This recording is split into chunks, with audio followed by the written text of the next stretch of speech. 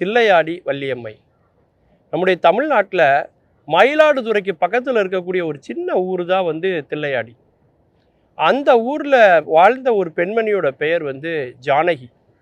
அவங்கள பாண்டிச்சேரியில் உள்ள முனுசாமி அப்படிங்கிற ஒருத்தருக்கு திருமணம் செஞ்சு கொடுக்குறாங்க. அந்த முனுசாமியுடைய தொழில் என்ன அப்படின்னா நெசவு தொழில்.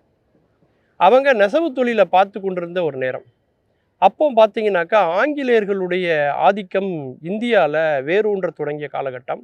அவர்களுடைய துணிமணிகள்லாம் விற்பனை செய்ய ஆரம்பித்தாங்க. அப்போது பல நெசவு தொழிலாளர்கள் தன்னுடைய வாழ்வாதாரத்தை இழந்தாங்க.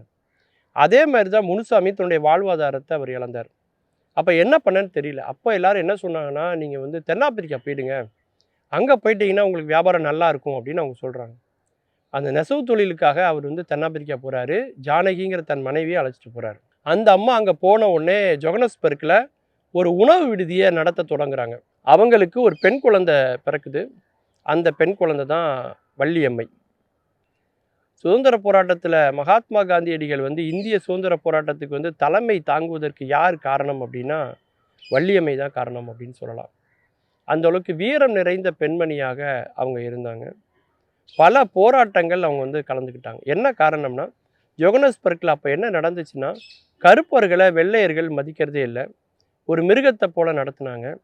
இந்திய வம்சாவளியில் இருக்கக்கூடிய பகுதிகளில் அவங்க தங்கணுன்னாலும் கூட அவங்க 6 பவுண்டு தலைவரி அப்படின்னு ஒன்று செலுத்தணும் அந்த காலத்தில். அப்போனா தான் அந்த இடத்துல வாழ முடியும். அப்படி இல்லைன்னா இவங்க வந்து ஒதுக்குப்புறமாக சேரி போன்ற இடங்களில் தான் இவங்கெல்லாம் வாழ முடியுங்கிற அளவுக்கு கருப்பர்களை ஒதுக்கி வச்சாங்க. அதை பார்த்து விகண்டு எழுந்தவர்கள் யார் அப்படின்னா வள்ளியம்மை. அந்த அளவுக்கு காந்தியடிகள், அது மட்டும் இல்லாமல் சுரங்க தொழிலாளர்கள் மத்தியில் அவங்க போய் விழிப்புணர்வை ஏற்படுத்தினாங்க. பல போராட்டங்களில் அவங்க தலைமை வகித்து முன்னிலை வைத்து அவங்க போனாங்க. அதற்காக அவங்க சிறையில் தள்ளப்பட்டாங்க. அதாவது ஒரு 13 வயசு 14 வயசில் ஒரு இளமை துடிப்போடு இருக்கக்கூடிய அந்த பெண் வந்து அபராதம் கட்டினா வெளியில் வரலாம் அப்படிங்கிற சூழ்நிலையில் அபராதமும் கெட்டாமல் கடுங்காவல் தண்டனையெல்லாம் ஏற்று சிறையில் இருந்து அவங்க வந்ததுக்கப்புறம் பார்த்தீங்கன்னா அவங்களுடைய உடல்நிலை மிகவும் பாதிக்கப்பட்டது, மிகவும் மோசமாச்சு. மகாத்மா காந்தி வள்ளியம்மையை பார்த்துட்டு இந்த போராட்டத்திலலாம் கலந்துக்கிட்ட நினச்சி நீங்கள் வருத்தப்படுறீங்களா, உங்கள் உடல்நிலை இவ்வளோ பாதிக்கப்பட்டிருக்கு அப்படின்னு சொன்னப்போ அவங்க சொன்ன பதில் என்னென்னா, அடுத்தும் மீண்டும் நான் சிறை செல்வதற்கு நான் தயாராக இருக்கிறேன் அப்படின்னு சொன்னாங்க. அந்த அளவுக்கு அவங்க அந்த போராட்டத்தில் ஈடுபட்டதுக்கு என்ன காரணம் அப்படின்னா, ஆங்கில அரசாங்கம் அப்போ வந்து தென்னாப்பிரிக்காவில் ஜொகனஸ்பர்க்கில் வந்து ஒரு சட்டத்தை கொண்டு வந்தாங்க. என்ன சட்டம் அப்படின்னா, கிறிஸ்துவ முறைப்படி திருமணம் செய்யப்பட்டிருக்க வேண்டும் அல்லது பதிவு திருமணம் செய்து கொண்டிருக்க வேண்டும்.